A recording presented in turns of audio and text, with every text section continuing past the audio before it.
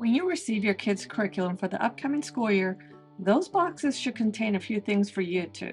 Specifically, teacher's manuals. You'll need teacher's manuals to teach some subjects and to refer to the answer key while grading. So, keeping teacher's manuals where you need them will help your day to run more smoothly. In the homeschool organization video, I encourage you to find a good spot for your teacher's manuals, preferably near where you'll use them. But there may be a better way.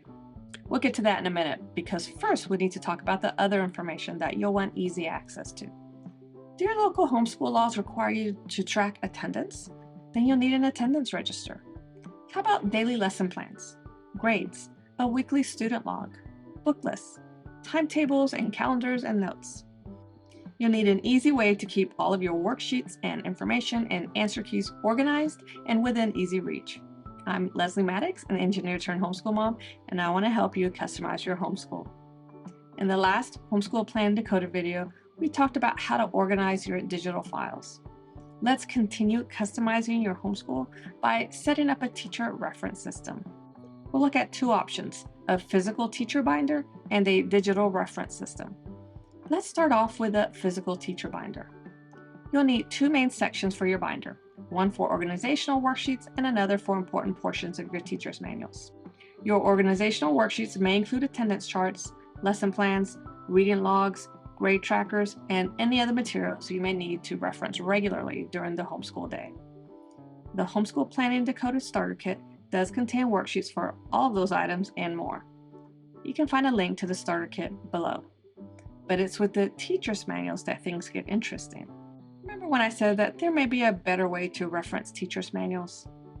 That better way is to include the answer key pages in your teacher binder. I used this system last year and it was so convenient to have all of my answer keys in one place. And it was so much more portable than a bunch of different books. Here's how I did this. Answer keys and workbooks were easy. I take apart most of our workbooks, usually by taking them to a copy shop and having the spines cut off. So if answer keys were included in a workbook, I hole punched them from my teacher binder. After the school year is over, I put the answer key in a folder or use binder clips to keep the pages together and store it away in my storage bin for that subject for possible future use.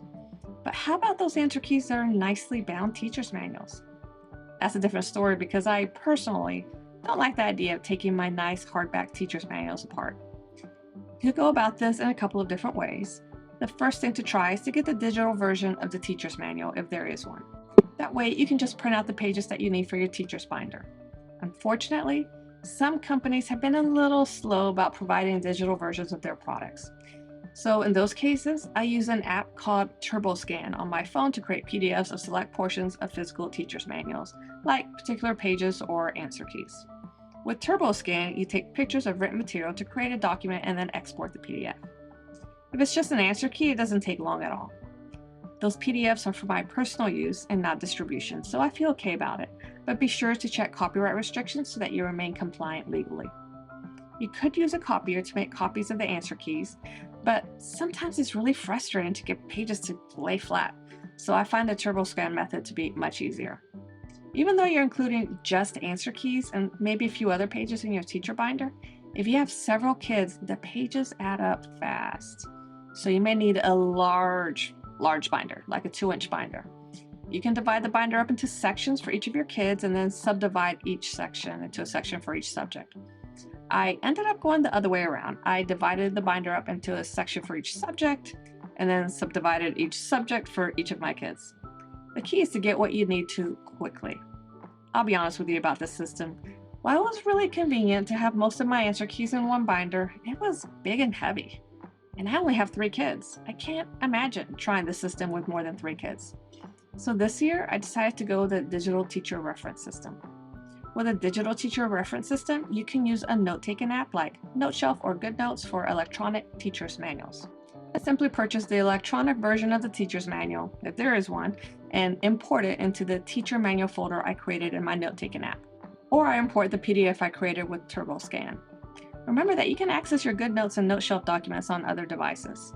I've installed the companion apps on my desktop and regularly access my teacher's manuals on my desktop when I'm in the schoolroom. Note Shelf and GoodNotes are also a great way to use your other teacher reference worksheets, like an attendance register or lesson plans, if you have a tablet and stylus. As a matter of fact, I created the Homeschool Plan Decoded Starter Kit with note-taking apps in mind. You can import the starter kit into your note-taking app, delete the pages that you don't need, and there you go.